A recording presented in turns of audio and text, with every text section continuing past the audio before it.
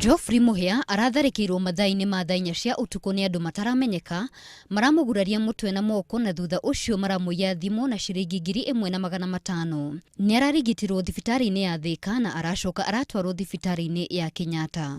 Wakati nilikaribia kwa ile plot mimi nakaa, ndipo vijana wanne walichomoka na wakanikamata, watatu wakiwa kwa mfuko, au wengine huyo mwingine ananikatakata kichwa.